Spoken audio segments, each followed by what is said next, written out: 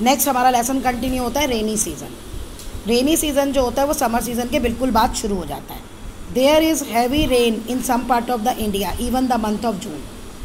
जून के महीने में इंडिया में कुछ पार्ट में बहुत तेज बारिश होती है। This is due to the influence of the monsoon winds which blow from sea to land. Monsoon winds की वजह से होता है। अब देखो ये मानसून विंड्स क्या है। मानसून विंड्स अगर आपको नाम दिया जाए ना तो आप ये सोचते हो कि जो मानसून है ना मीन्स जो बारिश लाती है। सही बात है, जो बारिश लाती है, लेकिन इसका एग्जैक्ट मीनिंग ये है कि कुछ टाइम के बाद ये अपनी डायरेक्शन चेंज कर देती है। जैसे नॉर्थ डायरेक्शन में जा रही होंगी, कुछ टाइम बाद मुड़ के साउथ डायरेक्शन में आने लग जाएगी। रिवर्सल ऑफ विंड्स, विंड्स का वापस मुड़ना, ये एग्जैक्ट है मॉनसून का मतलब, समझे? तो मॉनसून विंड्स। अब क्या है देखो, इंडिया का आपका ये है दे ब्रिंग डार्क क्लाउड्स, ये अपने साथ बादल लाती हैं और हैवी रेनफॉल करती है। दो ब्रांचेस हैं। अब देखिए जो मैं आपको समझा रही थी, ये इंडिया है। अब हमारा रेनी सीजन कब होता है? हमने बुक में पढ़ा मार्च टू मिड जून, है ना। मार्च होते होते यहाँ से हवाएं, ये हवाएं अरेबियन सी और बे ऑफ बंगाल से इंडिया की तरफ जाती हैं, इंडिया की तरफ जाती हैं, और ये समुद्र से जा रही हैं, वाटर बॉडीज से जा रही हैं, तो ये अपने साथ मॉइस्चर लेके जाती है। वाटर इवेपोरेट होता है तभी तो क्लाउड्स बनते हैं, तो वही क्लाउडी ये चलती है। फिर यहाँ पे आपका हिमालय है, ऊंचे ऊंचे पहाड़ हैं, तो अब इनका रास्ता रुक जाता है ना, तो ये हवाएं क्या करती हैं, ऊपर उठती हैं, क्योंकि इनको हिमालय को क्रॉस करना है। लेकिन जब ये ज़्यादा ऊपर उठ जाती हैं तो वो जो वाटर वेपर है ठंड की वजह से वो किस में कन्वर्ट हो जाता है, वाटर में, और इंडिया में बारिश होती है।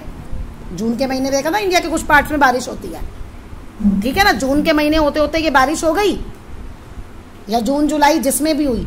फिर क्या होता है कि अर्थ घूम रही है ना, कुछ फैक्टर्स होते हैं जिनकी वजह से ये हवाएं हिमालय को क्रॉस नहीं करती, ऊपर उठ जाती हैं, ये वापस आ जाती हैं इधर की तरफ, वापस चल देती हैं, तभी नाम है मॉनसून, ठीक है। और वो जो इसमें जो होता है ना, इधर जब चलती हैं इधर की तरफ, यहाँ होता है हाई प्रेशर और इधर होता है लो। मार्च में यहाँ हाई प्रेशर होता है एयर का, यहाँ लो होता है, तो चीज़ हमेशा हाई से लो में जाती है। कहीं भी आप चीज़ ज़्यादा रख दो तो हमेशा कम की तरफ जाती है ना, जब तक वो बराबर ना हो जाए। तुम इसे ऐसे सोचो, पानी की टंकी को दो को मैंने ज्वाइन कर दिया नीचे से, एक टंकी में पानी डाल दिया, तो पानी उसी टंकी में रहता है, दूसरे टंकी में भी जाता है ना, और तब तक जाता है जब तक बराबर नहीं हो जाता। तो ये भी यही लॉजिक है। अब फिर क्या होता है, अगर सितंबर आते आते रीट्रीटिंग मानसून, अक्टूबर सितंबर आते आते यहाँ लो प्रेशर हो जाता है और यहाँ हाई, तो वो फिर वो वापस इधर आने लगती है। फिर मार्च आते आते कंडीशन चेंज होती है, फिर यहाँ से जाती है, फिर बारिश करती है, ऐसे चलता है।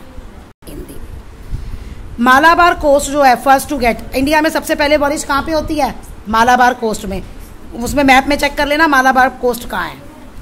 मिड जुलाई में रेनफॉल पूरे इंडिया में होने लगती है, मिड जुलाई तक पूरे इंडिया में रेनफॉल को। जो नीचे वाला रीजन देखा था ना, साउथ इंडिया, वहाँ से शुरू होती है क्योंकि हवाएं वहीं से चलती है ना, तो मिड जून तक पूरे उसमें आ जाती है। रेनी सीजन जून से अक्टूबर तक चलता है। जो वेस्ट कोस्ट है इंडिया का, वहाँ पे सबसे ज़्यादा बारिश होती है ईस्ट कोस्ट के अलावा। ईस्ट ये वाला पार्ट होता है, वेस्ट ये वाला है ना, ये नीचे होता है, तो यहाँ पे ज़्यादा बारिश होती है, यहाँ कम होती है। अब ये है मौसम राम जो है मेघालय में, वहाँ पे सबसे ज़्यादा बारिश होती है। कि MCQ में आता है क्वेश्चन, जरूर आता है। It is also famous as the wettest place of the world, world का सबसे गीली जगह है ये, क्योंकि यहाँ पे बहुत बारिश होती है। मैं वर्ल्ड की सबसे ज़्यादा बारिश यहाँ होती है, तो सबसे अंडरस्टूड है कि सबसे गीली जगह ही होगी।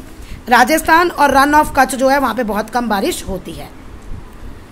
सीजन्स ऑफ रिट्रीटिंग मानसून, यानी ये जो मानसून वापस जा रहा है उसको हम ऑटम सीजन भी कहते हैं।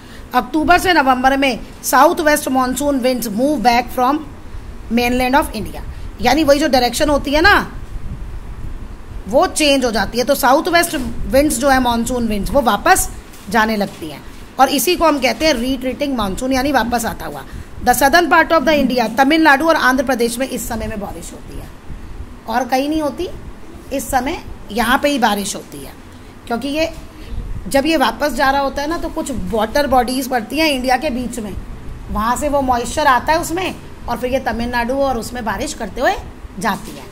वैसे तो पूरा ही ख़त्म हो जाता है मॉइस्चर, लेकिन बीच में जो रास्ते में और दूसरी वाटर बॉडीज़ आती है ना, तो वो तमिलनाडु के रास्ते में पड़ती हैं, तो इसलिए वहाँ पे सर्दियों में बारिश होती है, तमिलनाडु और आंध्र प्रदेश के रास्ते में। क्लाइमेट इंडिया का जो है वो डिस्क्राइब होता है मॉनसून टाइप, यानी अब इंडिया का क्लाइमेट क्या है, मॉनसून टाइप, यानी रिवर्सल ऑफ विंड्स। एक पीरियड होता है कि डायरेक्ट एक ही हिमालय की तरफ हवाएं चलती हैं, और एक पीरियड होता है हिमालय से वापस जाती है। और ये देखो मॉनसून जो है वो मौसम से लिया गया है, जिसका मतलब है सीजनल रिवर्सल ऑफ विंड्स। आ ही गया यहाँ पे, ये बात आ ही गई। Due to India location, India का ट्रॉपिकल रीजन में है, जो बहुत सारी बारिश होती है ना, वो मॉनसून विंड्स करती है। Agriculture in India is dependent on rain, लोग जो है खेती करते हैं, खेती के लिए पानी चाहिए, तो किसान क्या कहते हैं, हमारे यहाँ कुएँ कैनल्स नहीं है ना सिंचाई के लिए, तो ये बारिश पे डिपेंड करते हैं। हाँ, बारिश कैसी होगी, ठीक है। Good monsoon mean adequate rain and bountiful crops, यानी अच्छी बारिश होगी तो अच्छी खेती होगी, फसल होगा, लोगों के काम धंधे भी अच्छे होंगे। अ फैक्टर अफेक्टिंग क्लाइमेट क्या क्या होता है ये मैं बता ही चुकी हूँ। लोकेशन, यानी वो किस जगह पे है। एल्टीट्यूड, एल्टीट्यूड होता है कि आप कितनी ऊंचाई पे जा रहे हो, ओके। इस लोकेशन को आप लैटिट्यूड लिख सकते हो, समझे। इस लैटिट्यूड मतलब होता है इक्वेटर से कितनी दूर, ये बीच में इक्वेटर है ना, यहाँ ऊपर और यहाँ नीचे, इक्वेटर से कितनी दूर, उसको कहते हैं हम लैटिट्यूड। यहाँ पे जो लोकेशन दे दिया इन्होंने, एल्टीट्यूड ऊंचाई। शिमला गर्मियों में ठंडा रहता है ना, क्यों, क्योंकि वो हाइट पे है, तो ऊपर जब जैसे आप जाते जाते हो 162 मीटर के बाद 1-1 डिग्री टेम्परेचर कम होता जाता है। Distance from sea, distance of sea मतलब समुद्र के अगर पास है तो ना गर्मियों में ज़्यादा गर्मी होगी, ना सर्दियों में ज़्यादा सर्दी होगी।